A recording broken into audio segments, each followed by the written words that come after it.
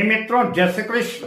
ज्योतिष मित्र पर मैं आचार्य डॉक्टर विष्णु कुमार मिश्रा आपका बहुत बहुत स्वागत करता हूं, आपका बहुत बहुत अभिनंदन करता हूं। मैं वाहन विचार योग की चर्चा आपसे करूंगा। क्या आपकी जन्म पत्रिका में, आपकी जन्म कुंडली में वाहन का योग है कि नहीं है, भूमि भवन का और घर का योग है कि नहीं है। अगर ये सूत्र आपके जन्म पत्रिका में बनते हैं, आप प्रयास करते हैं, तो आपका अपना घर भी होगा और अपना आपका वाहन भी होगा। पर मैं विषय क्रम में आगे बढ़ूं उससे पहले आपसे आग्रह, अगर आपने अभी तक हमारे इस चैनल को सब्सक्राइब नहीं किया है तो प्लीज चैनल को सब्सक्राइब करें, साथ ही नोटिफिकेशन बेल को भी प्रेस कर लें। अगर आप अपने ही आपनों की जन्म कुंडली का वृहद प्रेडिक्शन कराना चाहते हैं, विश्लेषण कराना चाहते हैं, या किसी भी किस्म का हमसे ज्योतिषी परामर्श प्राप्त करना चाहते हैं, अथवा उत्तम क्वालिटी के रियल राशि रत्न आदि प्राप्त करना चाहते हैं, तो स्क्रीन पर फ्लैश हो रहे नंबरों पर आप हमसे संपर्क कर सकते हैं।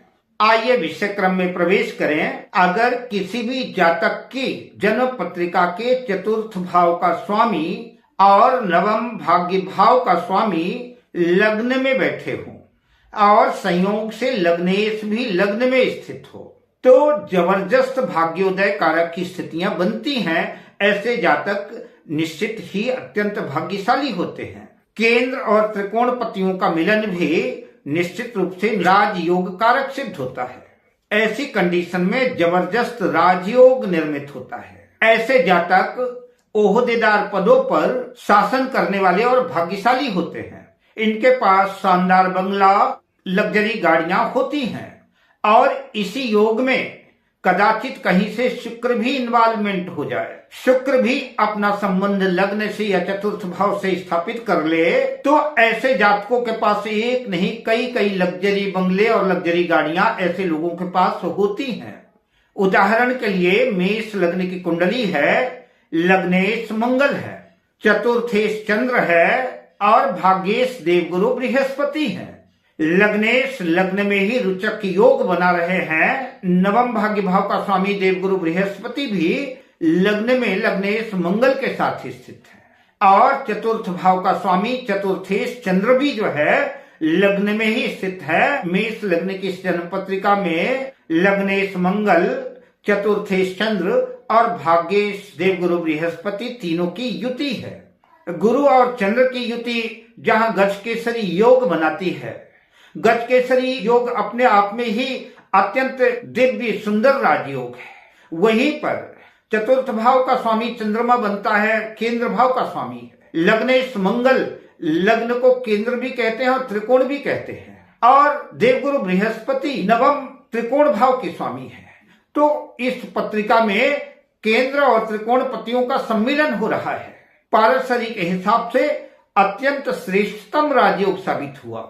इस कुंडली में 3 प्रकार से राजयोग बन रहे हैं। मंगल से रुचक योग बन रहा है, चंद्रमा और देवगुरु बृहस्पति की युति से गजकेसरी योग बन रहा है, और चंद्र, मंगल और गुरु तीनों को मिलाकर के केंद्र त्रिकोण राजयोग बन रहा है। और इसी योग में अगर शुक्र इन्वॉल्वमेंट हो जाता है, तो माना कि सप्तम भाव तुला राशि पर शुक्र स्थित है, तो अगर सप्तम भाव तुला राशि में शुक्र होगा तो शुक्र भी मालव्य नामक पंच महापुरुष राजयोग बनाएगा। शुक्र केंद्र में कहीं भी स्थित हो जाए, सप्तम भाव में तुला राशि में है तो मालव्य योग बनाएगा।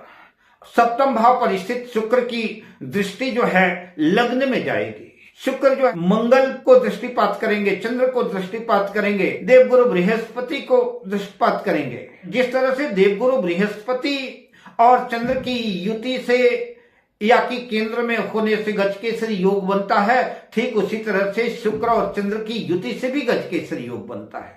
तो अगर सप्तम भाव में स्थित हैं तो लग्न को देखेंगे। सप्तम भाव में अगर शुक्र नहीं है तो दसम भाव में स्थित होकर के अपनी 7वीं दृष्टि से चतुर्थ भाव को देखेंगे, और अगर लग्न में स्थित होते हैं तो लग्न में स्थित होकर के निश्चित रूप से चतुर्ग्रही योग बनेगा, और अगर चतुर्थ भाव में शुक्र स्थित होते हैं तो भी अच्छा ही है। तो ऐसे जातकों को ढेर सारे वाहनों का सुख मिलेगा और इनका एक बढ़िया आलीशान भव्य महल होगा, सुंदर घर होगा। और कई कई लग्जरिया गाड़ियां होंगी। आइए दूसरे सूत्र की चर्चा करते हैं। यदि देवगुरु बृहस्पति चौथे घर में स्थित हो या कि देवगुरु बृहस्पति चौथे घर को देखते हो, चौथे भाव को दृष्टिपात करते हो, तो ऐसे जातकों को बहुत सुख प्राप्त होता है।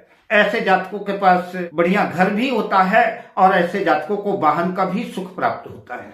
यदि चतुर्थ भाव के स्वामी के साथ चतुर्थ भाव में शुक्र स्थित हो तो ऐसे लोगों के पास भी बढ़िया लग्जरी गाड़ियां होती हैं और बढ़िया सुंदर घर होता है। यदि चौथे भाव के स्वामी के साथ शुक्र नवम भाव, दसम भाव या एकादश भाव में स्थित है तो ऐसे जातकों के पास बहुत सारे वाहन होते हैं, ढेर सारी सवारियां होती हैं। ऐसे जातकों के पास एक सुंदर मकान होता है, सुंदर घर होता है और सुंदर गाड़ियां होती हैं। कर्क लग्न की जन्म पत्रिका हो, बुध और शुक्र चौथे घर में स्थित हो तो बुध और शुक्र की दशा अंतर्दशा में जातकों को वाहन का सुख प्राप्त होता है। यदि चतुर्थ भाव का स्वामी नवम भाग्य भाव में स्थित हो और नवम भाग्य भाव का स्वामी चतुर्थ भाव में स्थित हो, यानी चतुर्थ भाव और नवम भाव के स्वामियों का राशि परिवर्तन हो, तो यह अति उत्तम भाग्य योग बनेगा। ऐसे जातकों के पास एक सुंदर घर भी होता है और बढ़िया सुंदर वाहन भी होता है। यदि चतुर्थ भाव का स्वामी पंचम भाव में स्थित हो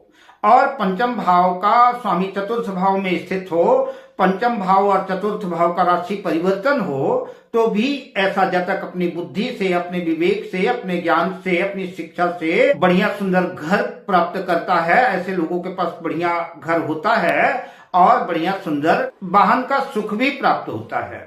यदि कर्क लग्न हो, बुध और शुक्र चौथे भाव में ही स्थित हो तो बुध की और शुक्र की दशा अंतर्दशा में ऐसे जातकों को वाहन का और भवन का सुख प्राप्त होता है।